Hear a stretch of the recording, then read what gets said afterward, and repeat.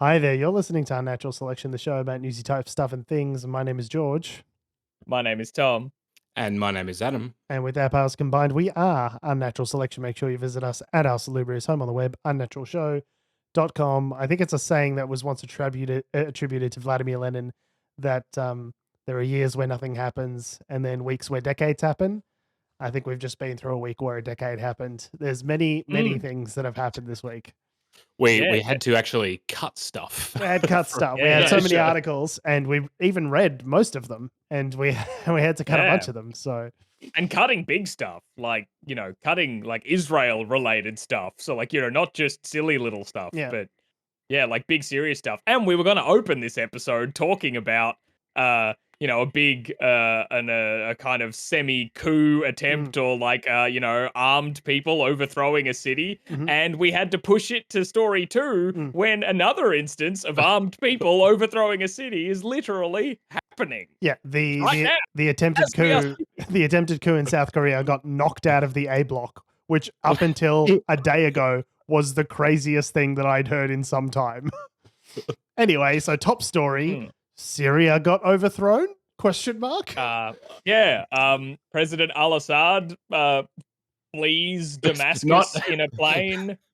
I don't think it's al-Assad. Al-Assad's the guy from the video game. I think it's President Assad. No, Bashar al-Assad. No, Bashar al-Assad. Yeah. That's his Who's name. the guy from the video game? Is that also al-Assad? Yeah. Oh, that's confusing. I think they both have the same name. Adam, that's the joke I've been making for like 10 years. Right. Have you not gotten that they have the same name?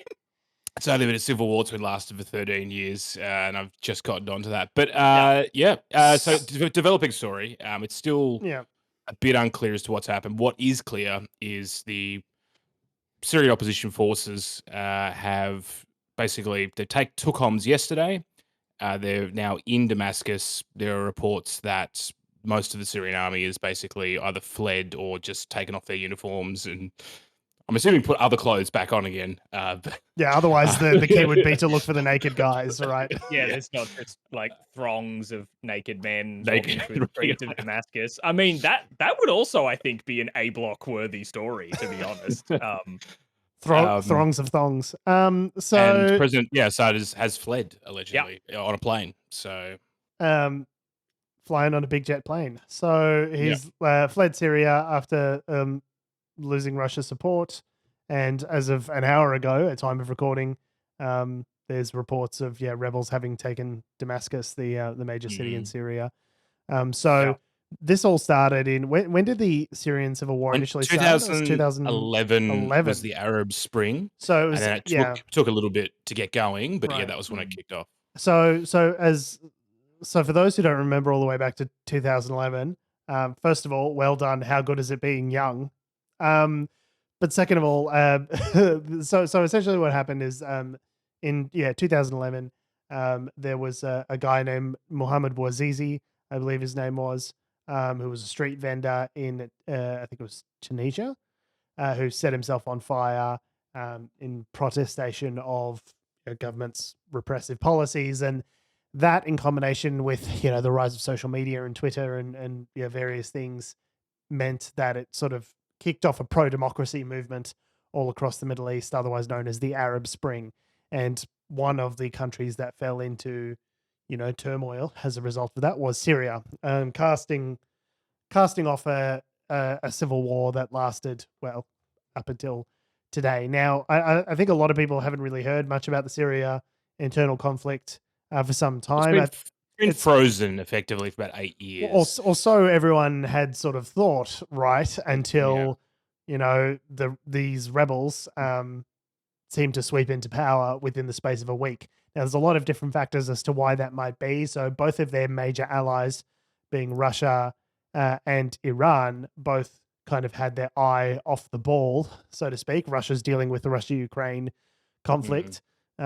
Iran's obviously busy dealing with, their proxies battling Israel, and in relation to the, Gaza and Hezbollah and all these other conflicts that Israel's in at the moment. So it just seemed like potentially Syria wasn't getting the kind of support to prop them up that they'd previously been getting. And in view of that sort of heightened level of weakness, the rebels decided to make a major push, and there wasn't really much standing in their way by the sounds of it. So, and also Assad's think, like a corrupt, drug dealing, like horrendous piece of shit that everyone's hated the whole time. It's just that he had Russian jets, and so everyone was like, "Well, I guess we can't fuck with you then. So I guess we'll hang out." I mean, the sort of Syrian defense forces, as it were, the Assad forces, the government forces, they sort of peaked a number of years ago now in the aftermath of the whole ISIS thing. And there was in Aleppo, there was that whole siege of Aleppo where the Russians, were just like carpet bombing the place basically to try and sort of clear them out. And they took Aleppo. And then but at the start of this week, so fast forward, because I remember it seemed like there for a while during that initial part of the conflict that it really seemed possible that Assad, his regime, was going to fall, and it wasn't until these other proxy, sort of third party actors came in and bolstered it up. Hezbollah, and also there was like an incentive for them to do that because his forces were also fighting like ISIS forces at the time, so that was like advantageous to a number of different groups. So I think there was a lot of like skepticism of like the multilateral community getting together to like properly boot him out, because like he might be the bulwark between that and like something much worse if like Islamic State or some other Islamic fundamentalist group was to rise to power in the vacuum that he would leave behind. This is the thing, is that like for the last several years in Syria, everything's been frozen. Like the Kurds have had their sort of area up north. Kurds, Kurdish people are an ethnic group that want a semi-autonomous region in areas of Iraq Turkey and and Syria and around that sort of region. And I think there were various rebel groups in Idlib and some other places further out in the west, I think. But there's a Russian naval base there, which is why Russia's got such a keen interest in it. Iran's obviously they're pretty close to that area, and I think they're on the border, aren't they? With Iran, is it? They share a border? I think so. Because I guess I'm like, I'm nowhere near sort of across all the details of the conflict in Syria as very complicated as much as you guys. And because that's something that hit me today, because I was reading the news feed, and I said to my wife, I was like, okay, wow, what's going down in Syria is very complicated. Listen to this. And this was the ABC quoting their global affairs editor, John Lyons, earlier today, saying that, just describing why is this so significant politically. And he described it as all the major powers have their own proxies inside Syria. The Israelis want to see the end of the Assad regime. The Americans want to see the end of the Assad regime. The Iranians want to see Assad survive. The Russians want to see Assad survive. And the Turks have their own agenda right on the border. Do they really want this other group, which is a jihadist group, as he puts it, taking over control? Well, it looks like the Assad regime is falling, so Russia will be a big loser. Hezbollah kept Assad in power in 2011. They aren't there anymore. They can't do that because they've taken a pounding from the Israelis. And all that, the geopolitical crises you can think of, all of the superpowers in the region, put them onto each other, and that's Syria blowing up. And I was like, oh, fuck, I'm not across. That's, it's a really good summary.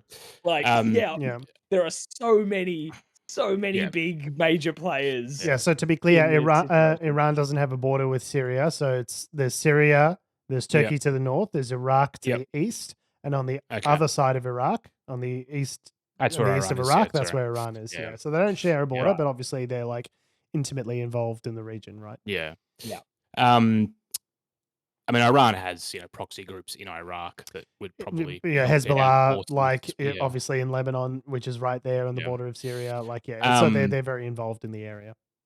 But so as Tom said, the group that has taken the capital, Homs and Aleppo, is Hayat Tahrir al-Sham. Now they, as Tom said, they're a jihadist group. They are designated a terrorist organization. The question is, in terms of their origins, like they were part of, as far as I'm aware, they were part of the whole Al-Qaeda in Iraq offshoot back in the early noughties. And then they sort of didn't like Al-Qaeda. They fell out of love with Al-Qaeda and then sort of formed their own thing. Sometimes there's elements of Al-Nusra. There were even linkages to like ISIS at one point, and they're like, you guys are really extreme. You're too extreme for us. Let's chill out. And then over the last couple of years, apparently they've mellowed out a little bit. So it's like chill Qaeda. they're kind of like Al Qaeda, apparently. I mean, this is what they're publicly saying, right? Al Qaeda on Quaaludes. But like the Taliban said that. The Taliban were like, we're definitely going to respect women when we get back into power, and then they have done exactly the opposite. So like, and if there's one group of people you can trust with their statements on women, it's the Taliban. It's it is interesting because like undoubtedly, like when I called Assad a drug dealer before, that's not hyperbole. Like Syria was famous for basically being like the Heisenberg of the Middle East, creating like vast industrial quantities of methamphetamines for distribution. Like it's a narco state. Yeah, essentially that's how they were propping up and funding the government, was basically just being like Russia's a petrol station with a with a government hat on top. The Syria is basically just a big drug manufacturing center with with some guns on top. So it is kind of insane. Like, and a lot of the the migrant crisis in Europe, like that was traces back to Syria and this conflict. Yeah, I mean, there's other parts of Africa as well that got. But the Arab Spring, like this is kind of, I guess, the finalization of the Arab Spring in many ways. Like, and we can all agree, very successful experiment, the Arab Spring. I think undoubtedly just an across the board success from start to finish. I think the only country that Tunisia was the only one that stayed a democracy, but even that one was kind of like a little bit. Egypt was where it sort of was really kicked against off, Mubarak in the early days. Mubarak, but I think they killed him and just changed leaders, so it's still the same sort of political structure, as it will. But yeah, I mean, you think about Libya, like just absolute failed state. Yeah, not good. With two government groups both trying to say that they're the legitimate government. I mean, Iran basically there was an Arab Spring movement in Iran, and they put it down real quick. And I remember seeing this is a little bit off topic, but I remember seeing an episode of Anthony Bourdain's No Reservations show, and one of the early episodes of that show was they went to Libya like after the fall. And because they were there with CNN and they had CNN connections and CNN fixes, I think they thought they could be a little bit more adventurous with the places that they go to. And it's the only episode where I ever saw Anthony Bourdain like actually stressed out about like an unfolding security situation. Like before he was like, yeah, street food. What is that? Like a cooked rat? Yeah, I'll fucking eat that.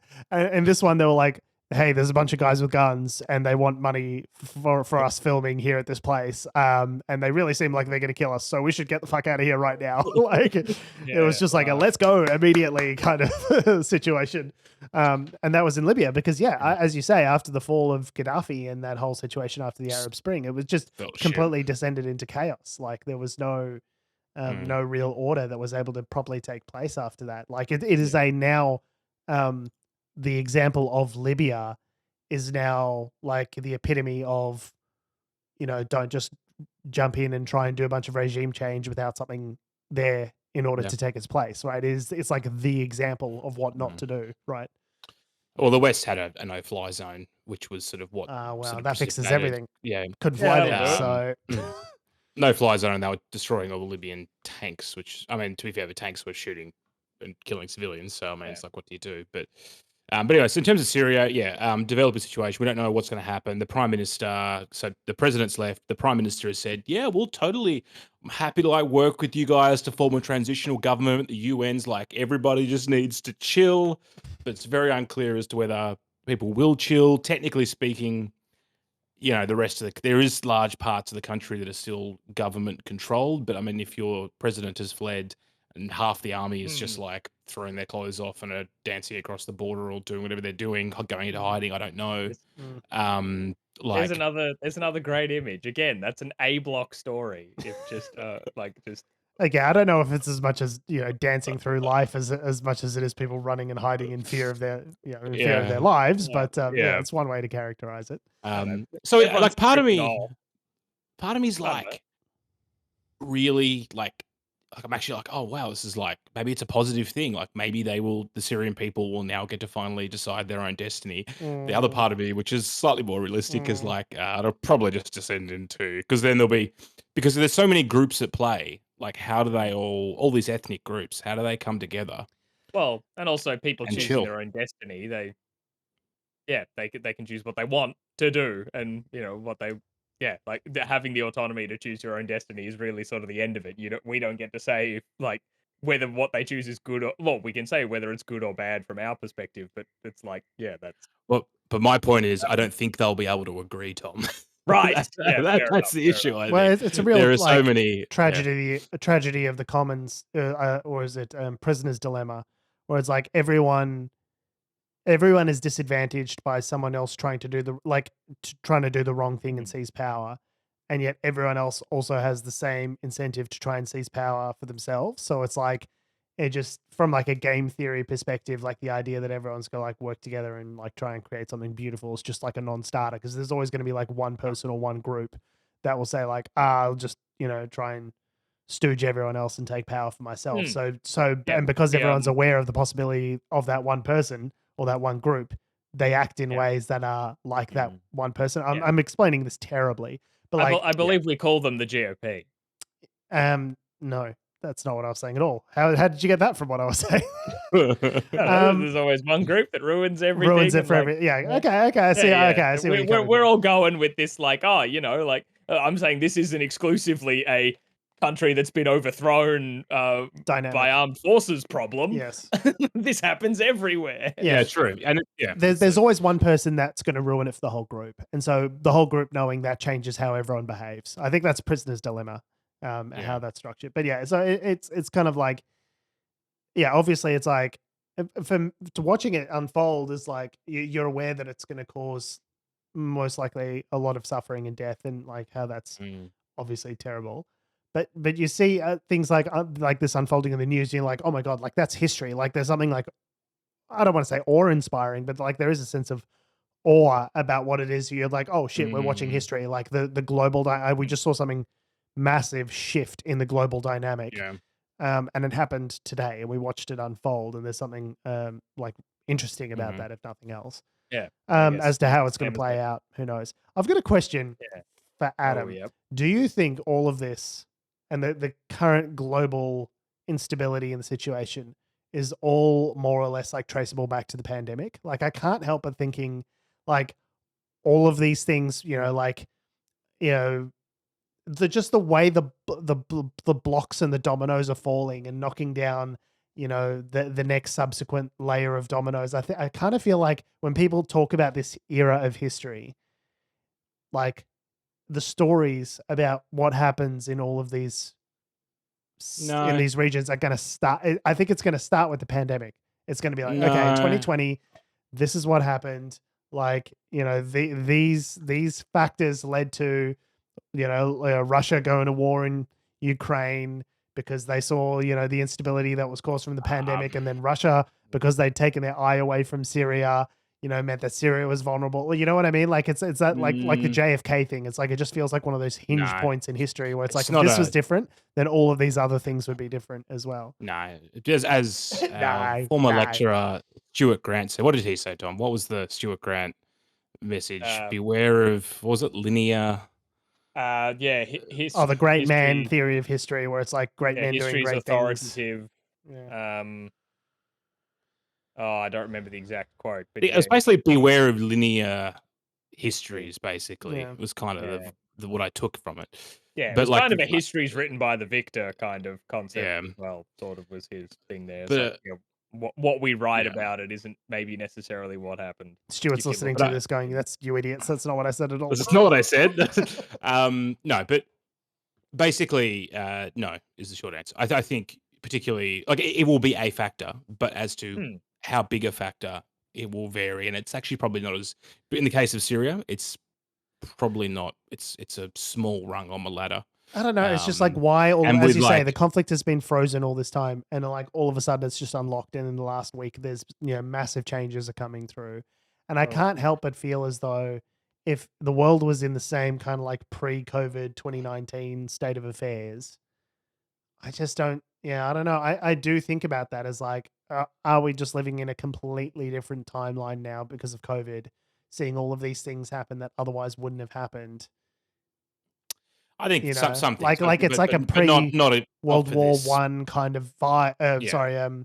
Post World War One kind of vibe, where it's like they had the Spanish flu, that created inflation and instability, and that instability gave way to conflict, and those conflicts gave way to other conflicts, and then all of a sudden you've got World War II happening again because of the new dynamic that's been established, right? Like, I think you could argue, like, maybe economically the pandemic, you could say that maybe the global decline in the global rise in inflation is because of the pandemic, and therefore the inflation, that's what I the mean. the economic impact. All these But I dominoes. don't think, like, but here's the thing though, right? Like, we're getting into real game theory here, but like, I swear this is a comedy podcast. I know we haven't made a joke in 20 minutes, but I the swear to fact God. is, the instigating thing for this war in Syria was the Arab Spring. That was in 2011, and the reason why Russia, they took over Crimea in 2014. There was a frozen conflict in Ukraine for like 6 to 7 years, and then they invaded. So that's just Russia finishing off what they were always going to do, right? It's more geopolitically involved. The motivations for that are more geopolitically involved than for the pandemic.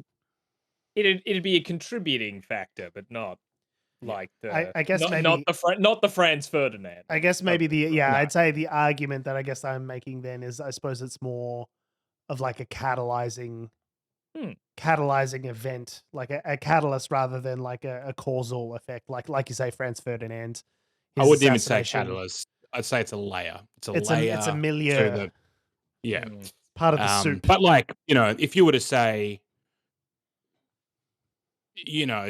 US, if you would talk about US foreign policy, for instance, very specifically, would you say the pandemic, would I say the pandemic is a major factor in that? Like, yes, of course.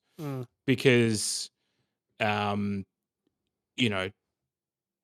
shift that we're going to have, well, I'm preempting it. This America First policy is 100% a reactionary nationalist, sort of populist agenda, which is because of economic instability, which is because of inflation from the pandemic. Yeah.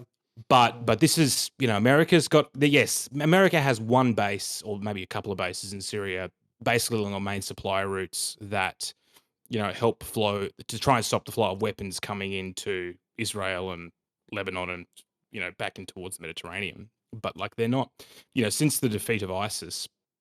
The other thing the US has probably got its hand on in Syria is they've still got involvement with the Kurdish, or the Syrian, what's it called, Syrian Democratic Forces in the north. So yes, the US is still working with those guys, and they're fighting ISIS remnants still in the north, but they're not like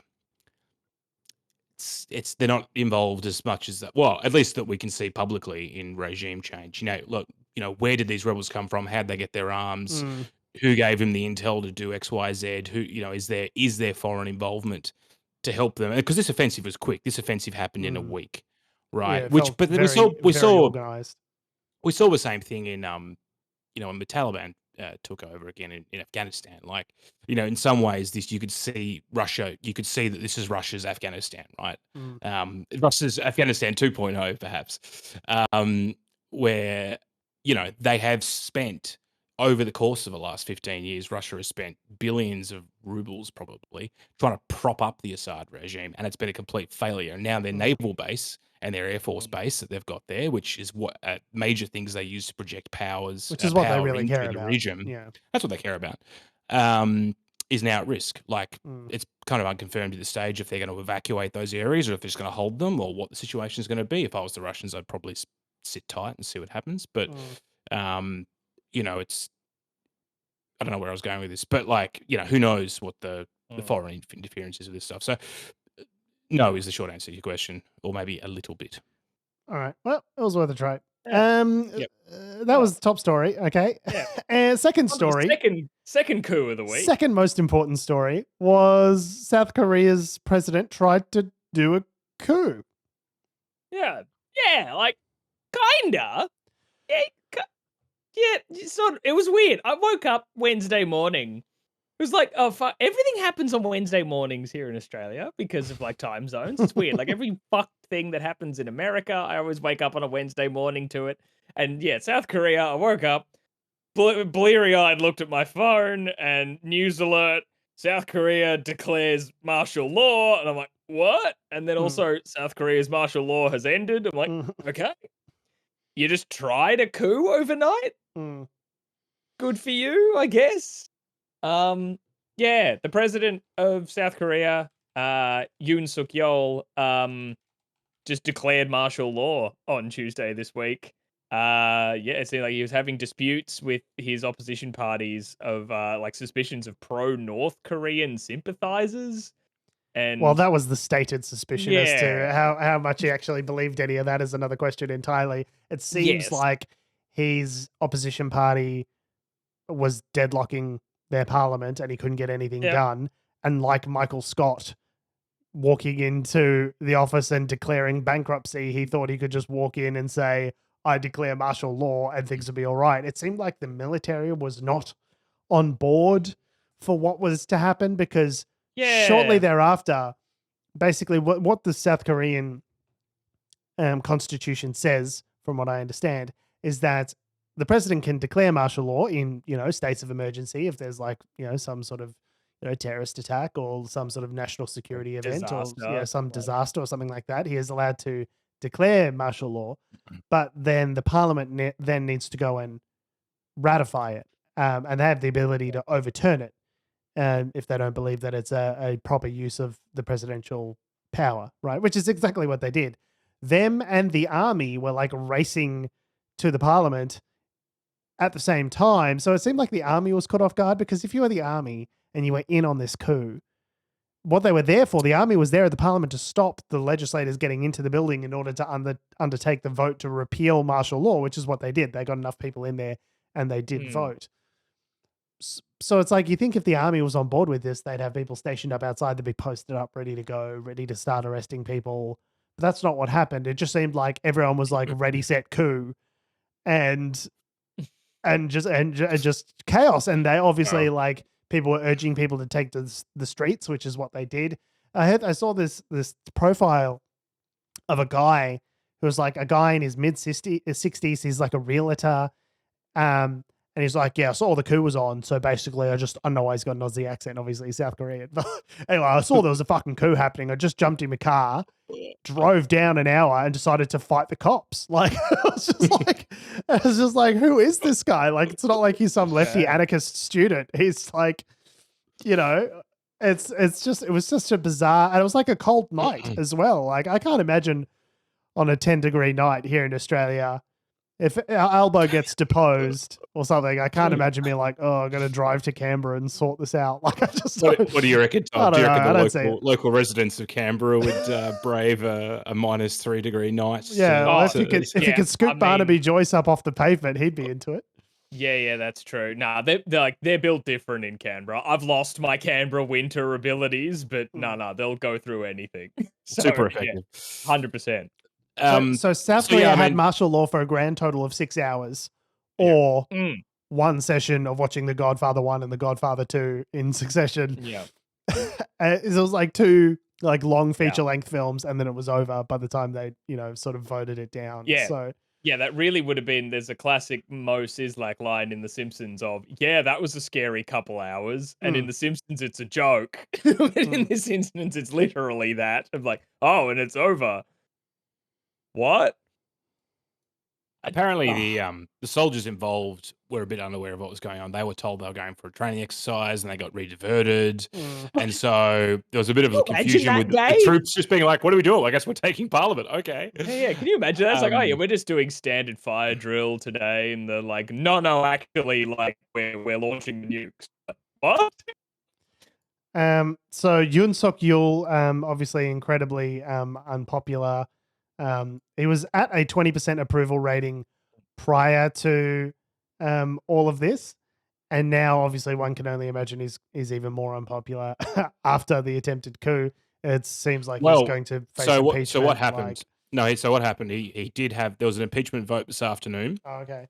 And the opposition just boycotted the whole fucking thing.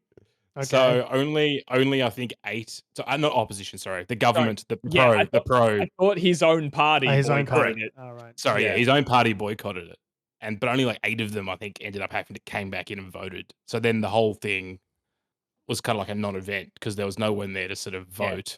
You need a 2/3 majority, and so they didn't have a quorum. They didn't impeach him. essentially. Yes. Yes. Well, yes. It's funny. I was listening to a South Korean a couple of South Korean experts on ABC 24 this week, and they were like, "Yeah, this is not the first time this has happened." So, like, what? Not in the sense that not the same. In the sense that martial law has been floated through the executive branch as an option to survive a political issue. So apparently with the last president, there was some other... South Korea's presidencies are apparently like really volatile, right? Like you either get like assassinated, you retire in disgrace or resign in disgrace. Or end up in jail. Like they're the three sort of like out. No one sort of goes off into the sunset and has their honeymoon period. Everyone gets fucked if you're the president. Wow. So, one of the last guys apparently, I can't remember how long ago, but it was floated in a situation that was similar. Like, oh yeah, well you could use martial law to like potentially be politically advantageous to like do X, Y, Z. And apparently, the other thing was interesting. Kids, it's cool to coup. The defense minister resigned, which I think apparently he's like, yeah, sorry for like being part of this, but like it doesn't necessarily mean that he was even. I'm very, very sorry. Look, I'm dreadfully sorry for doing a coup. Yeah. I saw a post of them being like, we are very sorry for doing the martial law thing. And someone just retweeted it being like, yeah, cool, no worries. I can't stay mad at him. Look at that hangdog expression. Look at those puppy eyes. I can't stay mad at you. No worries. What's a coup amongst friends? The ABC put the question to the South Korea expert, like, do you think that the defense minister was in on it? Like, is he resigning because he was influencing the president? And the guy's like, no, he's just a fall guy. The president was absolutely the one that made the call on this. Have you heard of the term patsy? Yeah. Yeah. And apparently there was, but one of the other reasons he was doing this is because the opposition were targeting the guy's wife about, whether or not she accepted some handbag gift. But it wasn't just the handbag thing. There was like the handbag thing, but it seems like she is hilariously corrupt. Like, comic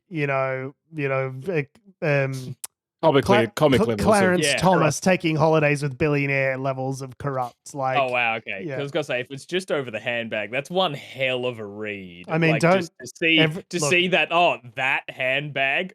Coup. Everyone wants a Birkin. Get the you know what I army mean? In there. Do what you got to do to get that bag, girl. Yeah.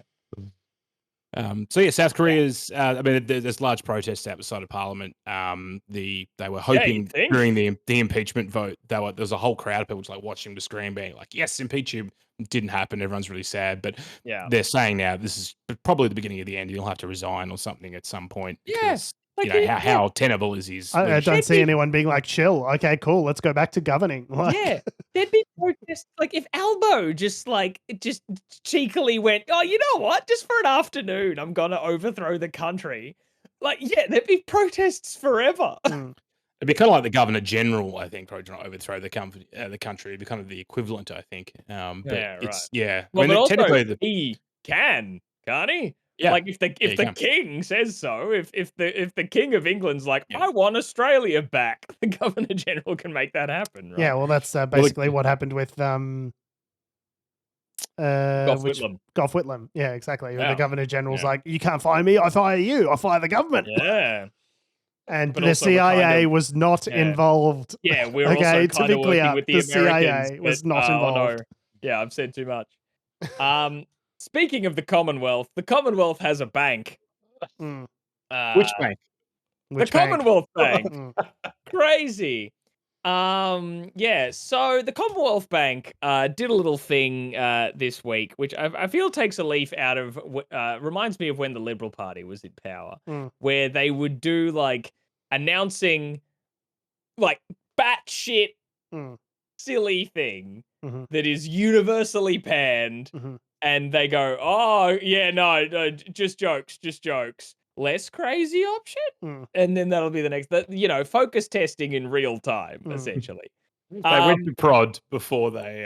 Yes. They went to prod hard on a Friday afternoon, and they fucked it. The Liberal Party is absolutely notorious for playing in prod. That is exactly... Yes, that is such a good way of describing it, yes.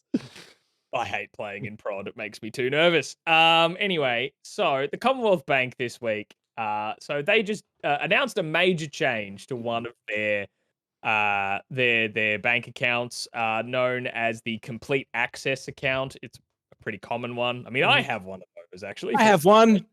Yeah. Are you a Dolomite, Tom? Are you a Dolomite? A Dolomite. I'm a Dolomite. Those babies suckered me in as a child. That's how good the Commonwealth Bank is. That is literally the point of the Dolomite program, is not to like teach kids about saving. It's like get the customers early, first one's free, kiddies. Yeah, let's and appeal, it worked. Let's appeal to children. We're still with them. Yeah. Oh, a bank teller once looked at my account and was like, "You've been a member with us since 19." Oh my God. I was like, yep. It's been that long because I'm lazy. Anyway. It works for drugs, cigarettes, alcopops, and financial products. Get them early. Yeah. So the part of the change was that they were planning to just change the name of these accounts to Smart Access because smart is better. Smart is brain good. Tap the temple means better, right?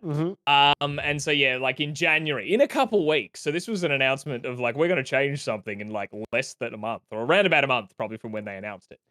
And part of that would be to change up how fees worked, and they were going to move something from like $6 a month fees that they currently have, which are automatically waived if like you deposit enough money. It's like $2,000 a month. Basically, if you deposit your paycheck. Then you don't have to pay any of the monthly. Then you basically don't have to pay them. Like so, I'd say a lot of people on these accounts maybe haven't even noticed that there are fees associated with them. So they're going to change that to lower that amount to only $4 a month, which is like, oh, okay. Well, I mean, I'm not paying, I'm not paying them anyway, so that's not even really a bargain because they're already reduce being waived. The amount that you're not paying. Yeah, but on top of that. They were going to add what they called an assisted withdrawal fee. We're helping you. We're assisting you with the withdrawal. If you needed help withdrawing money, so they defined this as kind of like, not if you're using an ATM or something, like if you're just walking up to a machine and getting the money out and all that sort of stuff. But if you went into a bank branch or a post office or by phone, they would charge you $3 per withdrawal. And everyone rightfully noticed this is you are being charged money to access your own money. And that's not a very popular concept. Wasn't there some sort of royal commission or some sort of like commission that involved royal banking commission? Yeah, it rings a bell. Adam, there was one of those, and you'll also remember that absolutely nothing they recommended got implemented. So, well, Tom, that's not fair. Not nothing, just mostly nothing. Just mostly nothing. And anything that I can think of that came out of the Royal Commission that the banks did that was good was out of fear rather than force. Yeah, like there was a moment fees across all the ATMs where they're like, oh yeah, if you're a Combank person and you use a Westpac ATM, you don't have to pay $2.50 to access your own money anymore. Well, they rolled that back familiar? real fucking quick. Yeah, right. So yeah, they're like, actually, we're not under pressure from a Royal Banking Commission anymore. How about? I know literally no one asked for this. How about additional fees? Literally, it's a thing that makes the product worse, but it's also a thing that nobody asked for. And so with this policy I mean, look, got... in all fairness, the Commonwealth Bank is doing it pretty hard. They only made, just tabulating some numbers here. Okay. Carry the one, don't forget got to carry the... Yeah. No, you're right. Sorry, just give me a second. Just carry the billion. They only made $9.4 billion profit last year. So, I mean, they're doing it tough, so I love that this is literally, I know for a fact that it was some MBA empty suit sitting in a fucking room, just being like, we've got to make number go up. Number's not going up. How can we make number go up more? And they're like, additional fees and charges. They're like, does anyone want that? No, but it would make number go up. So how about all the people that come into the bank to do withdrawals rather than using ATMs and things like that, which is probably like your grandma going in, right? What if we just, than all the younger people? In all the chairs in the bank, what if we just put thumbtacks on the chairs so when people sat on them, they would sit on the thumbtacks? How would that make us more money? It wouldn't. It would just make the experience worse. And that's really why we're here. It would make us more money if for $3 we'll remove the tax. Yes, there you go. Okay, and just to be clear, that's why you get paid the big bucks. So for you to withdraw your money, it would be a $3 fee. And of course, if you walked into the bank with a big sack of cash and you said, I need to deposit this money, they would also charge you a $3 fee. No. Right this way, sir. Please, we have a car waiting. We've got a lovely table just by the kitchen. They'll charge you. They'll take your money. Your pensioner number 5 can walk in and hand over their bag of cash. Correct. But then to get the cash back out, that'll be $3. Thing. Correct. Yeah. Hand it over. Then be like, now give it back. Yeah. Like, immediately. Give what back? It really is like it's so just like absolutely emblematic of like modern capitalism here in Australia. It's like something that no one wanted, makes the service worse and costs them more. And it's just like I think you guys might have forgotten what a bank is. It is a repository to deposit and withdraw money, essentially. Like I know what you think a bank is like a way of, selling financial instruments to people that don't really need them, in the form of various mortgages and credit cards and personal loans and things like that. It's a money factory. But the chief job of a bank is to deposit and withdraw money. That's why they exist in the first place. And security for all those funds there, right?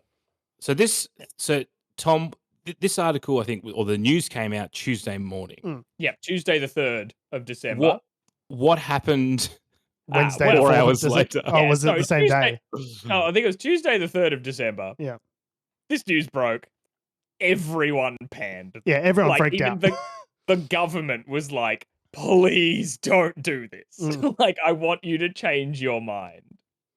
And they did. The next article we had here, it's dated Wednesday the 4th of December, but I think it happened maybe a little bit sooner than that. Like later that day. Combank were like, okay, no, we're not going to do that. We've heard, we've listened, we've learned, and we've acted. In a Snap media conference on Wednesday afternoon, the bank's head of retail banking services and guy who got hung the fuck out to dry, Angus Sullivan, apologized for poorly communicating the decision. Quote, no, you communicated it great. This is what I love. Communicated awesome. We heard it. I love this. Quote, we feel we didn't get the communication right on this and we want to take a more individual approach, he said, unquote. The communication was perfect because it communicated exactly what you were going to do. It's just that everyone hated the fuck out of what it was you were going to do and they didn't want you to do it. It wasn't the communication. The communication was fine. Like Carol, who writes the press releases, you did a good job. Like, don't stress about it. I don't know. I reckon Carol's getting us. There'll be an internal review. Internal investigation. We're putting you on a PIP, Carol. You're going on a performance improvement plan. Also, just this other little snippet here. I think this is also, it was Mrs. Sullivan you were quoting, right? That was Angus Sullivan. Yeah, correct. Yes. So Sullivan also just this little quote here being like, didn't get the communication right, blah, blah, blah. But this is very much from listening to our customers and making sure that we adapt our approach as is helpful. Mr. Sullivan also denied that the move was a, quote, backflip and was done to avoid customers from leaving the bank. That's absolutely what it was. No, it wasn't a backflip. It was a double front flip, but done in reverse. I mean, this is the thing is that, like, I imagine what's happened is, some mid-level person or, group has authorized this change. Yeah. The executive probably weren't aware of it. And then, so CEOs probably, or board members have woken up, or they've gone to work, or they've whatever. And then all of a sudden, board members have started... bong hits, just doing whatever board members do whenever they're not like in meetings. They've like groggily like scratching their eyes at 2 p.m. surrounded by all the empty champagne bottles from their like big party boy lifestyles. Is it time for the quarterly meeting yet? Oh no, it's the 3rd. I've got another 89 days. Like, I imagine board members' phones have been ringing, and then they've gone, "What the fuck is this?" And then that's obviously then filtered back down. It's gone up and then come back down again. I guess it's one of those things. Like, it's so in the middle of a cost of living crisis where just everyone's ready to rail on anyone that is going to stick it to the man, or not stick it to the man, stick it to the the general sort of public. To do this is just absolute public relations suicide. Who the fuck thought this was a good idea? Like, did they sit down and just go, yeah, okay, now we're actually going to help customers by doing this. And look, the reason why they've done this, to be clear, the motivation, right, is that cash is a dwindling currency, I guess, in this situation or this day and age, right? So cash is no longer being used in the same way. So it actually branches where they're, there and they're dealing in cash every day and they're taking and they're, depositing to actually run the branches. This is why branches have been closing left, right, and center across the country. It's more expensive to deal with cash than to be cashless. I get it, but again, that is the product that you sell is financial services. So you can't complain like, oh, it costs us $400 million a year to deliver all these cash services. It's like, well, you're a bank. So like, it's like a movie theater going, do you know how much electricity it costs for us to screen all these movies? It's like, yeah, that's the cost of running a cinema. Like, that's what you do. Yeah. And also, you're worried about the hundreds of millions of dollars it costs to run all those branches? I don't know. You could probably recoup some of that from the nearly $10 billion in profit. Yeah, the record $9.4 billion profit. Sales. I'm pretty sure. Profit. That's the extra shit you didn't have last year. And I'm pretty sure CBA is the largest. I mean, it could be wrong, but I'm assuming they're the largest bank in Australia. Yeah, it is. Well, they're the largest mortgage provider. Is probably what I would say. Is what I'm trying to say. The largest retail bank as well, as far as I'm aware. Yeah. Well, so it's like the ABC here said the bank, which is Australia's biggest. Yeah. So So they'll be fine. Is the the long of yeah, they'll be great. So really, they just felt their nuts weren't hurting enough that morning, and we're like, you know what? I really want to get kicked in the nuts. So let's just announce this. Maybe look, maybe someone in the team is a masochist. I don't want to yuck anyone's yum. They just really love a good ball crushing, and they decided to take it to work. And this is why, you can't bring your whole self to work sometimes. Like, I understand people have got their kinks, but sometimes you just got to leave that stuff at home. It's a professional environment. You can't get your balls crushed to work. I'm sorry. Speaking of having their balls crushed. Let's go there. Boom, segue. Very good. Their balls crushed. Woolworths was in a bit of strife this past week. Past 2 weeks more than, I believe. It's been a couple of weeks since, spoilers, this situation's sort of over now, but we're still talking about it anyway. There was a strike from warehouse workers, distribution network workers for Woolworths over proposals to introduce sort of Amazon style performance metrics. Well, as I understand it, there are some of these metrics in place already. Kind of but what they're wanting to do is, what they were wanting to do was to automate a lot of the functions around these performance metrics. So the idea being, like Amazon, if you miss your performance metric, if you don't get 100% of your orders right, or you don't pick the things to time, or do things exactly when they say that they need to be done, then you're going to get automatically punished in some way. Yeah. And that doesn't seem like that should be legal. So that's not great. That's a terrible hellscape to be in. They're also after a pay rise, weren't they, as well? Yes, that was part of it as well. But I think the pay rise was obviously part of the concern that they had. But hearing people from within Woolworths speaking about the situation, the vast majority of them were saying, it's really about the working conditions. Like the pay obviously we want more pay for what we're doing because the last straw. Cost of living crisis is a thing. But it's really about the working conditions more than anything else. So we were seeing just big disruptions to Woolworths operations, and people wish there's photos all over the media of shelves being empty because I got chocolate ice cream this week instead of vanilla. I mean, inconceivable. What am I going to do with more chocolate ice cream? I got the vanilla so I could have it with apple pie. So you can still have. Can't just put chocolate ice cream on apple pie. Yeah, George, you absolutely can. No, Adam, I'm the real victim here. Okay. I tried the chocolate ice cream, by the way. It was delicious. Can we just step back a second? We were talking about the overthrow of Damascus and the al-Assad regime of witnessing history. Yes. Have we witnessed the first instance where someone complained that they wanted vanilla ice cream and had to settle for chocolate? I've already got chocolate. I ordered the vanilla for a specific vanilla ice cream purpose. Of the vanilla, it's so vanilla, it's so plain, it's so boring. That's why I wanted it as a compliment to other desserts. Wow, this is crazy. Anyway, so that's been hitting, like, the strike. So the union went on strike. The United Workers Union, the UWU, Or as I like to call them, the uwu. the UWU, the Uwu. UWU. That is a deep cut. But yeah, so a few sites. So I was at the Regional Distribution Centre in Dandenong South in Melbourne, and like a few other sites in Victoria and one in New South Wales. The union just picket line blocking access to their distribution centres, and it caused huge supply chain issues. And it was reported that it hit like $50 million worth of lost sales as a result. So I would say effective. Yes. That's an effective way to unionize your power and like to make your point and assert your rights in that. Protest by definition is supposed to be inconvenient. I think that's what Yes. a lot of people forget sometimes.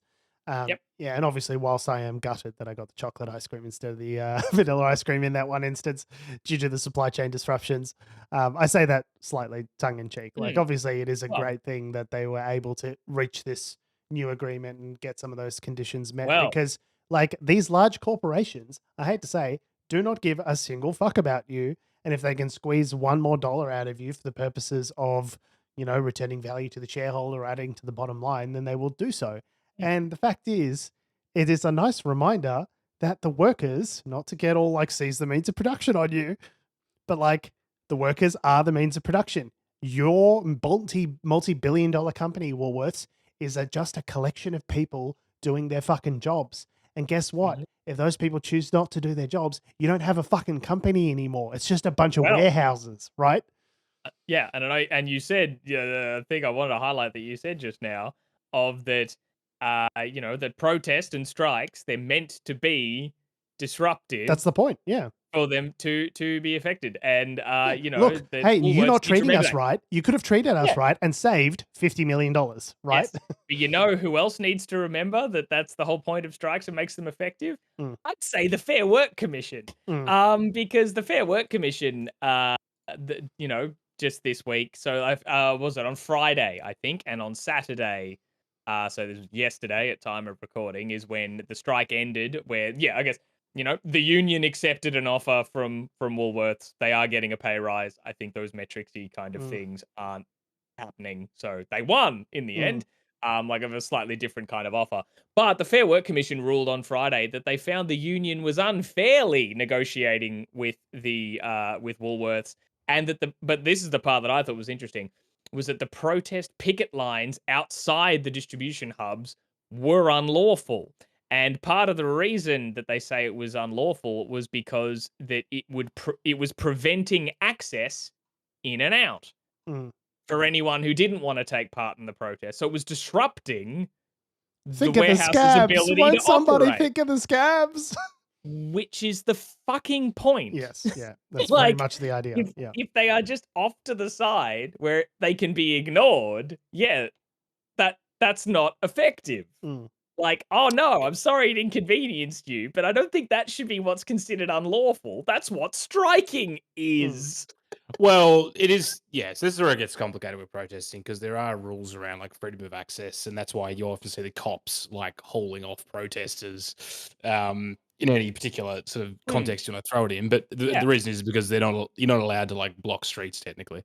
But to have an effective protest, you do need to do those things block the all the time. So I feel the question is, are you willing to get arrested? Is the question. Well, there's that. Yeah. Oh, yeah. And that's a whole nother discussion. But I feel coming from the Fair Work Commission here to say like, oh, no. So, like you'd think the Fair Work Commission would also kind of have an inclination of being like, well, but also that unions are allowed to like, and workers are allowed to strike to assert their opinions. The Fair Work Commission are allowed to. The Fair Work Commission is an arm of the government. The imperative of an arm of the government is to maintain order. And I think it was that guy from Dimension 20, Brendan Lee Mulligan, or just I think he's got a quote which is something like the law is basically just a threat of violence from the government. Like, It's a great quote. I forget the exact, but it's basically like kind of. the law is just something that, you know, that the ruling class has in place to protect themselves, essentially. Yeah. So, you know, I'm not saying, you know, it's like ethical to disobey the law necessarily, but like just because something is unlawful doesn't make it automatically unethical, right? Is my point. But I think it's just interesting that like where, you know, if, where we'd say, and you probably would hear, like, if other big events hadn't happened this week, you probably would have heard a lot of like politicians talking about the right to protest. Our, like, you know, our allegedly pro-union government that's in power at the moment would probably surely be on the side of that unions are allowed to, like, you know, assert their power, because the power to the worker to do this sort of stuff. But yeah, for them to rule just like, oh, no, but you're like, you are allowed to strike, but it can't actually do anything. You're not allowed for it to actually be effective. Yeah, you can't have it work. So the quote is, laws are threats. So this is a character. So it's from Dimension 20, which is like a D&D game essentially that they film and upload. Wow. So this is a line that he has from one of his characters that he's voicing as the dungeon master. Quote, laws are threats made by the dominant socioeconomic ethnic group in a given nation. It's just the promise of violence that's enacted, and the police are basically an occupying army. You know what I mean? Now let's cook some piggies. He pulls a fully lit Molotov cocktail out of his bag and throws it at the police. That's the joke. You know who did? Like, those games of D&D are different to mine. But the whole idea is that, you know, the idea that laws are threats made by the dominant socioeconomic group, like, that is deterrence. That is kind of what it is. Like the Fair Work Commission, it's like HR at a company. HR's not there to protect you. HR's there to protect the company, right? That's how I see the Fair Work Commission. You know who did really well though out of this whole situation? Who dat? Coles. Yeah, I mean, I went to Coles today deliberately because I was like, Woolworths has probably got no stock because they don't have any stock the best of times in my local Woolies. And walked into Coles and it was on. Shit was on at Coles. Popping at Coles. I was like, I can't get a car park for some reason today. There's a line like out Come the on door. down to the hottest new club in Melbourne. We're calling it Coles. Come get all the vanilla ice cream you want. I'll tell you who probably also likes vanilla ice cream, which is Pete Hegseth. Pete Hegseth absolutely dunks his balls in vanilla ice cream. That is a true fact. Look it up. So he is. What's he been doing this week, George? What hasn't he been doing? So Pete Hegseth, otherwise known as the Fox Weekend anchor and current nominee, future former nominee for Secretary of Defense, has it's Schrodinger's nominee. Like he could be both the nominee and not the nominee at the same time. At the same time, yeah. So when it's up to Trump, fucking anything can go on, right? Trump has nominated this douche nozzle for his defense secretary. He has been lobbying senators to ignore a, quote, ridiculous narrative, unquote, in the American media and confirm this appointment to the role. So there's a number of different allegations that have emerged about Hegseth in the media this week, namely that he paid off a woman who had accused him credibly of rape. According to the police report, she was unconscious, so I don't know how that could not be rape, but that's, yep. He has acknowledged that he was a, quote, serial cheater, unquote, in the past. And there have also been other allegations that confirms that he is essentially a serial pisshead and might be guilty of things like, what's the word for when you steal money from your own company? Embezzlement. Embezzlement. I declare embezzlement. So he, so there was a number of different allegations, different publications.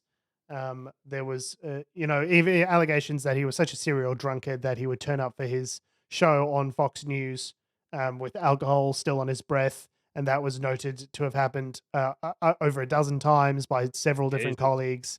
And it's notable when you keep in mind that Hegseth ran the Fox breakfast show. It wasn't like he was like to having a boozy lunch and then turning up drunk for his show in the afternoon. It was like he would turn up at 6 a.m. for his show, having stayed up drinking from the night before, levels of drunk. There are numerous allegations of him having mishandled the finances of multiple veterans organizations that he was working at. And these are small organizations of like 10 to 50 people.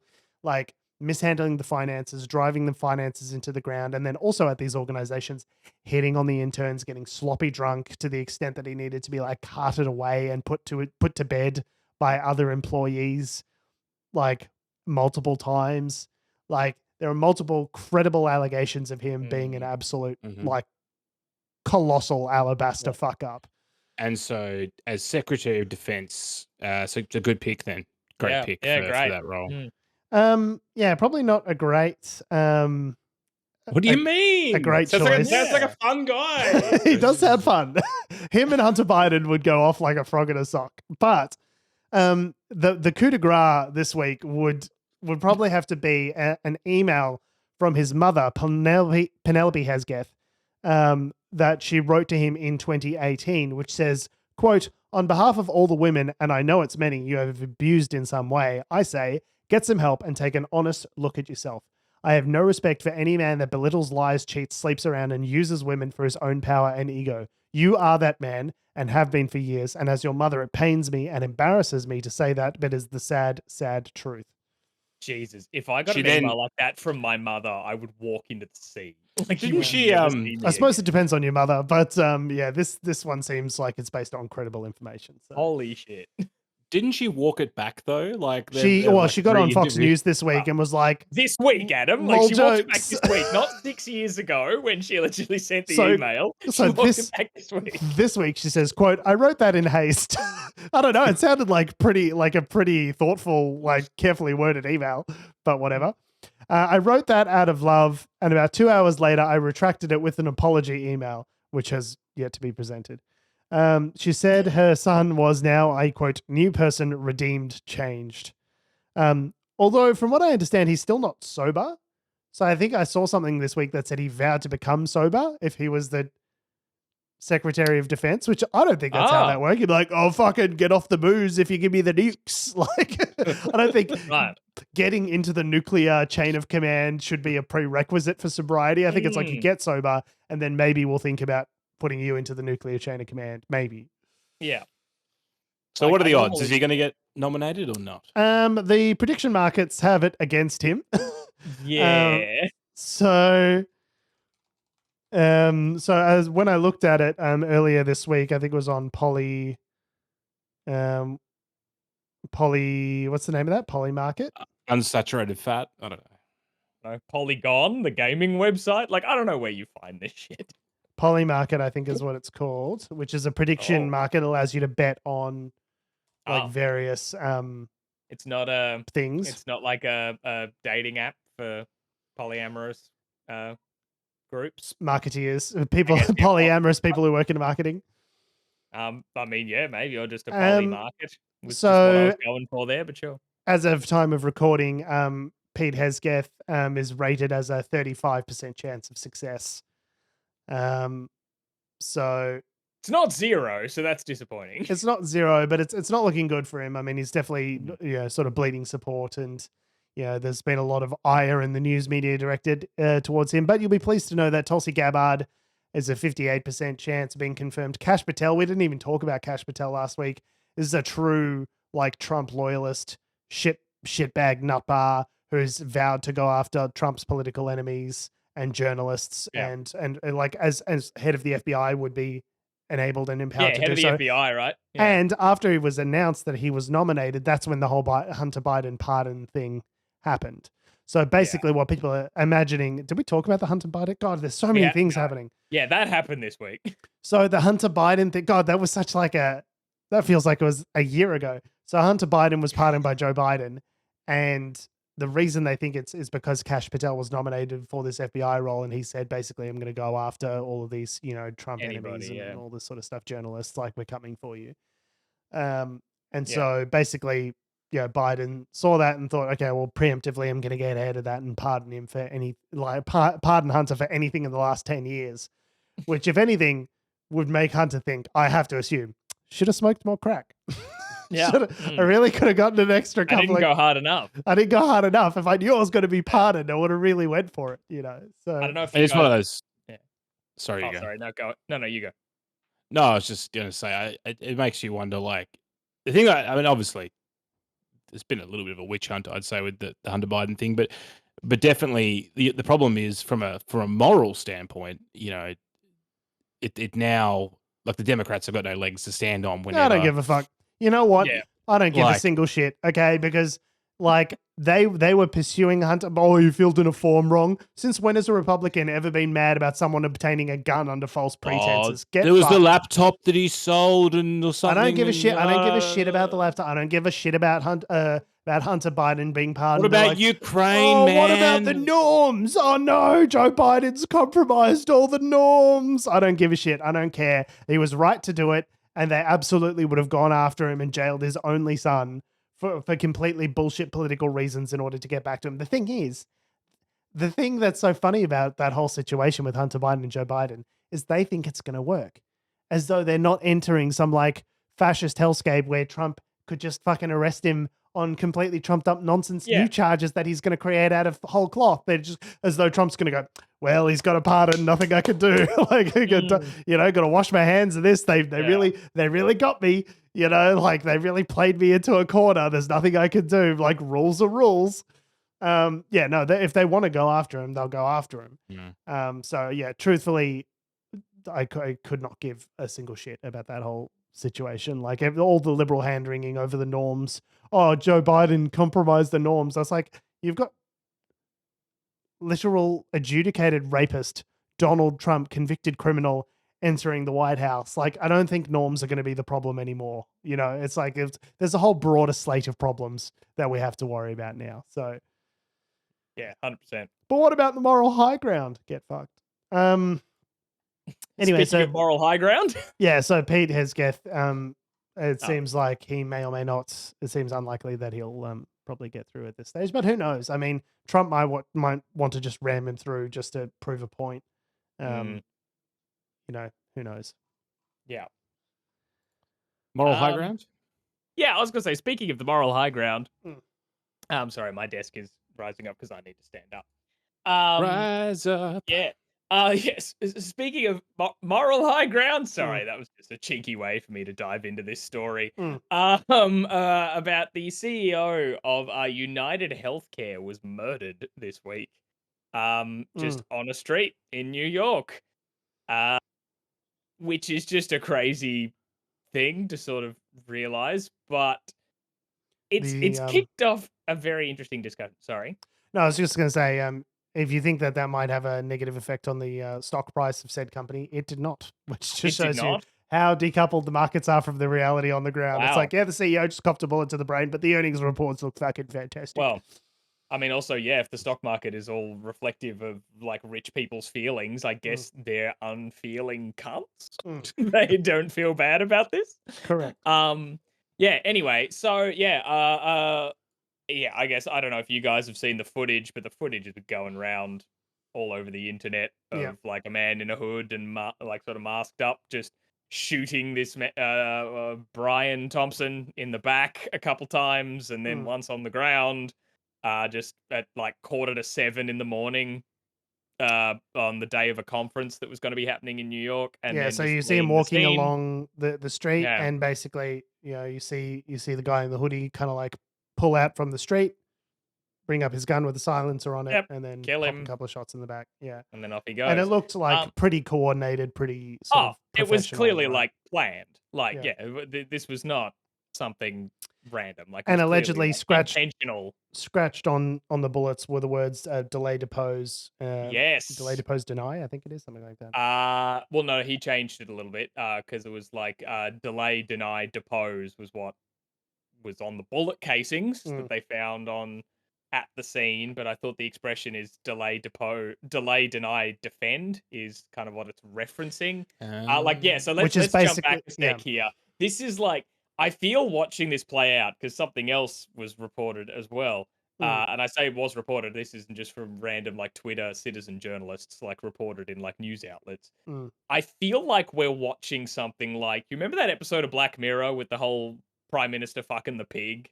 Have you guys seen Yeah, that it's one? probably the worst And episode of Black Mirror. Yeah, it's it's the first one as well. This is gonna sound weird. I really enjoyed it. You I like the mean, I pig enjoy fucking watching one? people fucking pigs, Tom but Tom like, Heath as in enjoys the cool pig fucking episode. cool dystopian political like uh absurd sort of scenario. But spoilers for the episode. But the twist being that the person orchestrating it is like an artist. Kind of like trying to, the most glorious site-specific art piece I can do of like mockery of the prime minister fucking a pig, whilst like doing it as like an art installation-y sort of thing, rather Was than that just after a the random David crime. Cameron allegation that David Cameron stuck his cock in a I pig's forget. mouth at college, or was that Mm, before or after that? Not sure. I can't Yeah. remember. But anyway, I feel like I'm watching something like that happening with this, because it first started with the masked man murders the CEO. And you're like, oh my God. And then they found the bullet casings, and written on them were things like, the deny, delay, and depose, referencing the tactics that are used by like lawyers defending health insurance companies, which is deny, delay, defend, in referencing that you deny people's claims or you delay access to that medical care, and you defend and delay like proceedings and defend your actions and all this sort of stuff. So referencing of that. Then they had when the they were doing tactics that things they like use to avoid paying avoid claims. paying out claims and like all that sort of stuff. Essentially like the evil capitalist ways that they don't give people healthcare. And United Healthcare is like particularly prolific at this. I think it emerged. And it's the just this fourth week. biggest company in America, It's right? very large. Yeah. It emerged this week that they have an algorithm that is like automatically, they're not even having real people sort of examine these claims. They've got an algorithm that goes through it and is denying like 90% of the claims that go through. Some sort of robo-debt sort of scheme. Yeah. It's they're not like even among getting American people to do healthcare, their which dirty is work. among American healthcare, which is uniquely shit. United Healthcare is like uniquely Pretty shit bad. amongst the uniquely shit. So, but so there was that, and then part of like the tracking the movements of the assassin, like that they said they got on an e-bike and went into Central Park, and then I think maybe gone to a bus station. They're still trying to track him down, all that sort of stuff. Anyway, we'll get to that in a minute. But they found, it was also reported that they found in Central Park a backpack that resembles the one that he was wearing in the footage. But in it, they found Peak Design backpack, I think it was. Very can't- nice, high quality backpack. But they found inside a jacket and Monopoly money, which seems really fucking intentional, right? I feel like this guy's leaving breadcrumbs, little fuck like yous. breadcrumb, like fuck you. Literally seems like little, some Mr. Robot shit. Like to be found, like like that's where I mentioned the Black Mirror episode, which is just it's weird to see this play out. Because it's kicked off a very interesting discussion, I think, because I know we were talking about this earlier as well, but like I feel like it's so weird that it has to be said. But yes, murder is bad.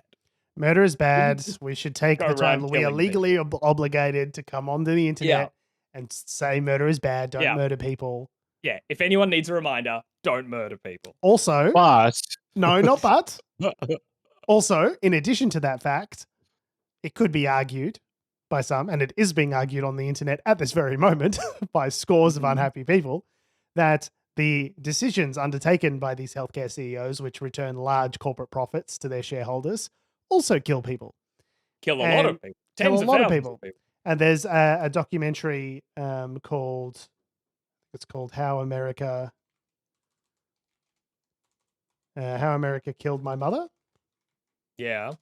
Oh, How America Killed My Mother by comedian Ed Larson, which talks about the healthcare issues that his mother had and a lot of the interactions that she had with the American healthcare system, and the conclusion that he ultimately comes to, as I understand it, having heard him talk about the film, I haven't actually seen it, is that America and the way the American healthcare system is set up is what ultimately caused his mother to die. Yeah. And this is a sentiment that's really echoed across the political spectrum. There have been people commenting on, Ben, what's that political commentator with the shrill voice, Ben Shapiro? Ben Shapiro posted a video saying like, why the disgusting evil left is celebrating the murder of the CEO. And all in his comments, people like, no, Ben, I'm a conservative, and like, you're off base with this. Like, there are a lot of people out there that agree that this is a massive problem, sort of thing, and it's not just lefties; it's also conservatives. Like, it is the one thing, ironically, that United Healthcare has done is unite the entire internet against United Healthcare. Like, it is. To the extent to which they posted on their Facebook page, United Healthcare posted like an in memoriam about their CEO. That's we regret to inform you that our CEO has unfortunately died, from an act of violence, and blah blah blah. And they end up having to take the post down because 21,000 people on Facebook put the laughing emoji on it, and they thought, actually, we're going to take that. We're going to take that post down now. That doesn't seem like this is not what we were trying to communicate. And this is where it gets really fucking green, because he was a guy. He had a family and kids and stuff like that. So like this, but like murder is bad and it's terrible. Murder is bad. But Don't murder people. It's kicked off. Yes, there are people online who are just like gleeful at like, haha, he's dead, all that sort of stuff, which is a bit messed up. But I feel like the most of the conversation's been around that it's like, like it's you clearly pushed someone too far. Yeah. Like the clearly greed this guy's evil, wife or his parent or someone has had such a negative interaction with the healthcare system that they possibly died, and it's sent this person off the edge. I mean, Americans live in a country where the number one reason for bankruptcy is medical debt. Yeah. Right? Like, even if you have insurance, which is prohibitively expensive to obtain in the first place, doesn't mean that you'll be protected by that insurance when you actually need it, because of all of these tactics. Yeah, because they will go out of their way to. I get why people are immensely frustrated, and to be honest, I'm surprised that we haven't seen this kind of violence more in American society. When you have, which is not to say that we advocate for it, obviously, but in Tsarist Russia, when people were starving in the streets, and the people at the top didn't care about what was happening to them, at a certain point, people snap and they start chopping off heads. They start going full Robespierre and getting the guillotine out and cutting off some heads. And with a country that has so many guns, it has more guns than people, I am surprised that we have not seen this kind of action taken against the CEOs and the ruling class and the oligarchy, and maybe this is like a terrifying kind of like watershed breaking, dam bursting moment where people realize, hey, we've got guns and we could just fucking kill these people moment. And that starts happening more, which would actually be terrifying and obviously, needless to say, not good for the country. But like, I'm surprised that given the proliferation of guns in that country and the rampant inequity, I'm surprised it hasn't happened more. Yeah. Well, this is the zeitgeist that the Republicans have seized upon over the last the anger since 2016, right? Like this anger is real. Yeah. It just hasn't necessarily translated in this way yet. Sidebar, watched Anastasia today with my wife. The animated cartoon. It's not good. It's very not good. It's fine. But it's got nice music. But the setup for Anastasia, the 2000s, the cartoon, or late 90s, it might have been. It is that, so the Tsars were, the Romanovs were overthrown by Rasputin doing magic, and not the fact that there were millions and millions and millions of people who were living in poverty and was sick of the 1 or 2% in Russia. Oh, not just that. Tsar Nicholas II was just like a woeful military commander and was just like throwing people into the meat grinder needlessly. And the fact that, the fact that they were in the middle of a war as well, just like completely inept leadership as well. Like, anyway, I was like, oh, this film, like, I loved it as a kid. It's got great music. It's a there's that Once Upon a September song. That's pretty good. Yeah, it's nice. That one's good. The rest of it I can take or leave. Just glosses over everything else. Tom's disappeared. I don't know where he's gone. He's hiding. He's hiding from the government. He's hiding from the government. Well, I guess we have to keep talking because we're sort of live in this podcast. We can do it. So last article. Don't murder people, and tell me about the Spirit of Tasmania. What's going on there? Oh, the Spirit of Tasmania. Tasmanians love mishandling an infrastructure project. Absolutely love it. How's that stadium coming along? Oh, it's just it's I think they've dug a hole in the ground potentially, or Great. they've done some test drills. Yeah, They're currently trying to get rid of the sewage treatment plant that's around the corner to enable all this stuff to happen. Cool. So basically, Tasmania is an island off the coast of Australia. It's just one of Australia's states. Sorry. Yeah, I was going to clarify. It is still part of Australia. It's still part of Australia. Make it sound like it's like an island nation south of Australia with full of pirates, full of strange and unusual people. They're all inbred. I mean, it's true that. Anyway, so obviously, being an island, part of what sort of keeps the state afloat is ships. Okay, if you want to get a car from A to B or large freight, you need to do that via ships. There are two ships. Quite literally keeps the state afloat. Yeah, exactly. There are two ships that currently does the Spirit Tasmania. I think 2 and 3 or 1 and 2, whatever it is. And there's been several versions of the Spirit of Tasmania previous to that. So obviously, these ships have been in service now for years, and are now coming to the end of their lifespan. So the Tasmanian government many years ago set up a project to build 2 new ferries. And that project has not gone to plan. They spent, I'm going to try and find some numbers, but basically, millions and millions, hundreds of billions of dollars on these ferries. They are well delayed and they are massively over budget. The Tasmanian government, or TT Line, which is an arm's length organisation that the Tasmanian government uses to basically run these ferries, had to bail out the shipping the construction company that was building the ferries because that was going out of business. Anyway, so all of this is happening. They're years behind, and they've now finally completed the ferries. Except they realised about 5 months ago that no one had started upgrading the port infrastructure to house these ferries. Classic. So it turns out Devonport is one of Tasmania's largest cities. It's not huge. It's 100,000 people, something like that. But that's where the ferry docks. It's got port in the name. Yeah. I think it's like the Mersey River or something. Is the river? Might have got that river name wrong, but anyway, the current these ships are much bigger than the old ones, obviously, to try and increase capacity and demand. It's a real Evergrande type situation. Yeah, so they can't physically too big for the canal. It's too big. They can't physically fit it in the port, and building a new port facility in Tasmania, in particular, doesn't happen overnight. You can't just knock one up. They've got to take. It's going to take years to build this fucking thing. So they've got these ferries, though. The ferries are ready to go. They're ready to use them. So now they're like, nowhere to park them. We can't put them anywhere. What do we do with the next 2 years while we're waiting? This is the other. It's going to take like 2 years. Well, what are we going to do with them? They're like, well, I guess we could send them to Scotland and lease them. That's the idea they've come up with. The spirit of Scotland. The spirit of Scotland.